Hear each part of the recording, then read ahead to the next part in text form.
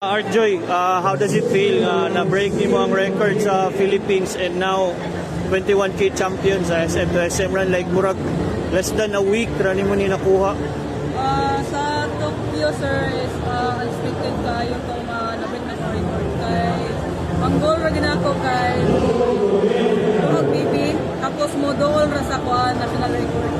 But grabe si God kay wala lang na PB but nakuha na pang record in 10 minutes ang gap. So karon ako na feel karon kay di ako mo katuo. Antong karon 1 week na.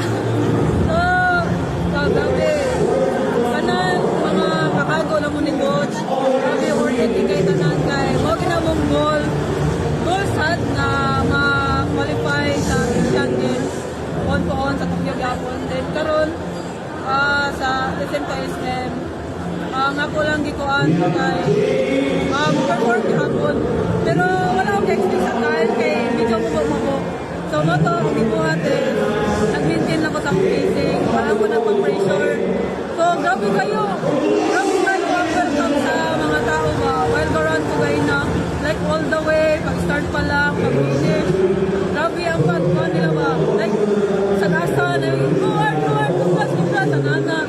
So, nasya ko kay ano sila nga ang Philippines sila, ang Tibok Philippines kay na watch daw sa kontrola. Happy kayo kay nag-support sila sa kuha hanggang karon.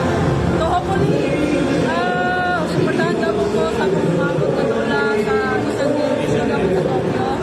Then, hopefully sad na makasod. So, wala ang akong preparation sad na Arjoy, how do you deal with your rising popularity sa running?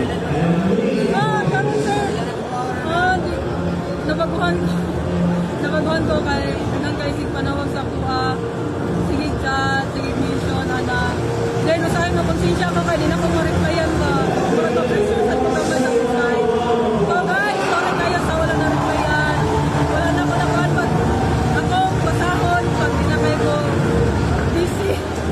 Kaya nagpakulay ako sa sir then noto kumaling support gapon mo sa mga sa mga mabot na wala labi na sa ako wala sa iban After ani Arjoy, yung sa ilaing nga race yung mga pilan before Asian Games? ay karon sir sa international mara na akong giiwan ka Nora. How about sa local, mga local? Di lang ka magsaba para wala yung mga atras. local wala kayo ko na schedule na Wala ra. kay i-minimize ako mga